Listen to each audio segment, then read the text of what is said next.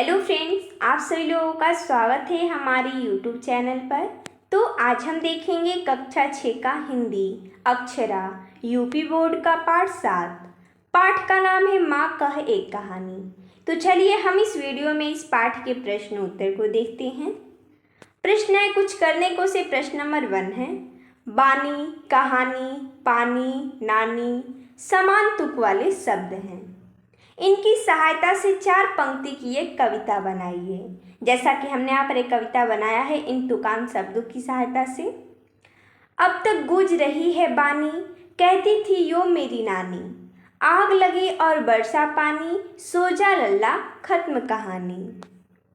अगला देखते हैं प्रश्न दूसरा। इस कविता को लिखिए कहानी के रूप में, संवादों के रूप में। तो आप इसे स्वयं लिखिएगा। अगला लिखे गए संवादों के आधार पर कक्षा में अभिनय कीजिए। तो आप अपने कक्षा में अभिनय कीजिएगा।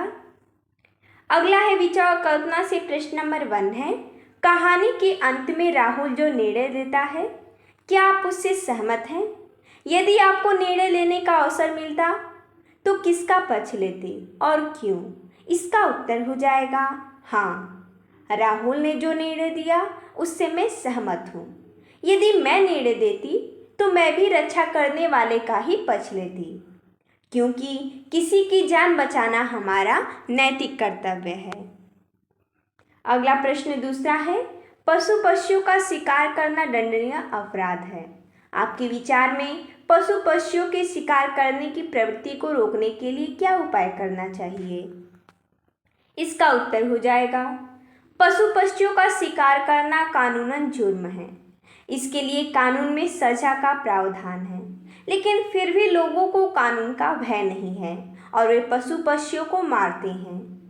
मेरे विचार से इन प्रवृत्ति को रोकने के लिए और कड़े कानून बनाने चाहिए और उसे कड़ाई के साथ लागू करना चाहिए।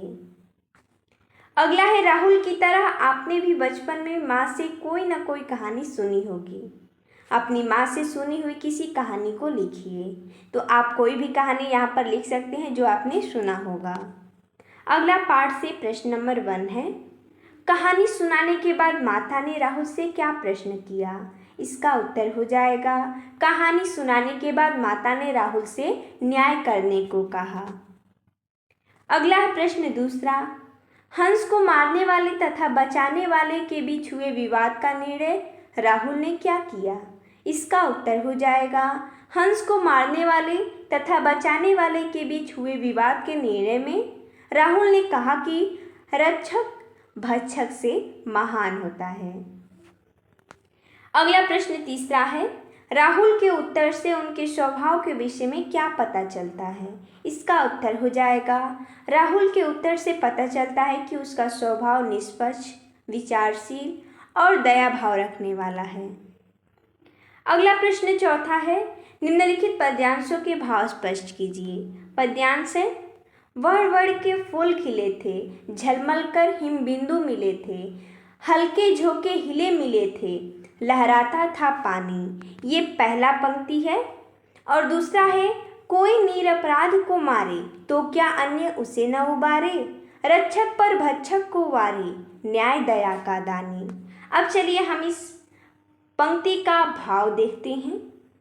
पहला पंक्ति है वड़ के डॉट डॉट डॉट था पानी। हमने यहाँ पर पूरा पंक्ति न लिखकर उसे एक गद्यांश में लिख दिया है।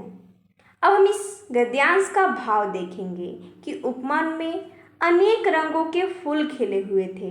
प्रातःकाल मंद मंद शीतल वायु से ओस के कण झिलमिल कर रहे थे। हवा से तालाब का पानी हिलोरे मार रहा था, अर्थात बगीचे का वातावरण बहुत बढ़िया था और प्राकृतिक सुंदरता निखार पर थी। दूसरा है कोई निरपराध को मारे का दानी, डॉट डॉट डॉट दिया गया है बीच में। इसका भाव क्या है? जब राहुल की माँ ने कहानी सुनाने के बाद उससे पूछा कि अब तुम बताओ कि न्याय किसका पक्ष लेगा, तब राहुल ने निम्न प्रकार उत्तर दिया यदि कोई बेकसूर को मारने लगे तो अन्य लोगों को निरपराध की सहायता करनी चाहिए, क्योंकि बचाने वाला मारने वाले से श्रेष्ठ होता है। न्याय हमेशा दया करने वाले का पक्ष लेता है जो उचित है।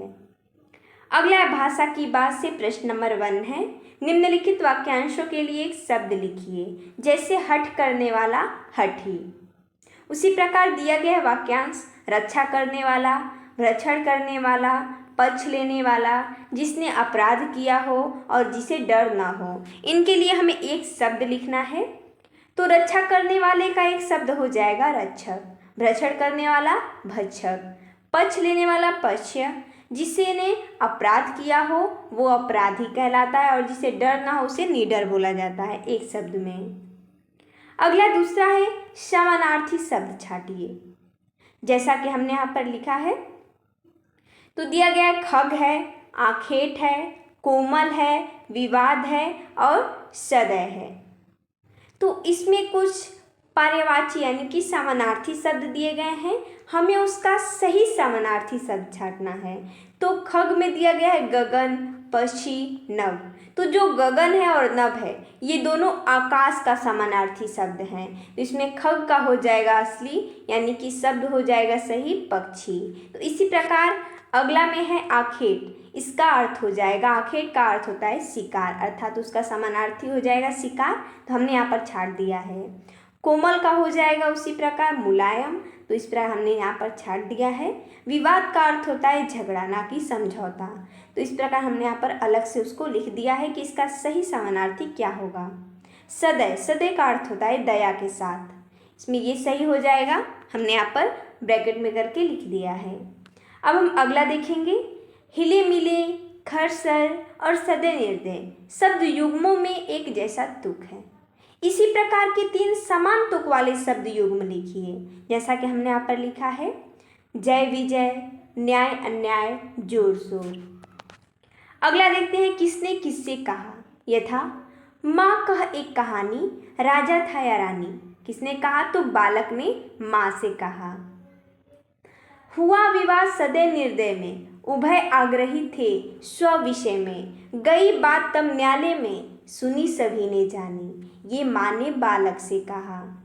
कह दे निर्भय जय हो जिसका, सुन लूँ तेरी बानी। ये माँ ने बालक से कहा। कोई नीर अपराध को मारे, तो क्या अन्य उसे न उबारे। ये बालक ने माँ से कहा।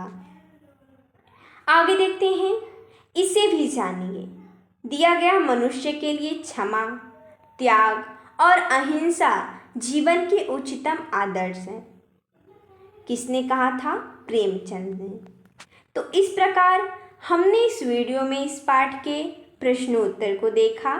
तो मेरे तब तक के लिए धन्यवाद दोस्तों।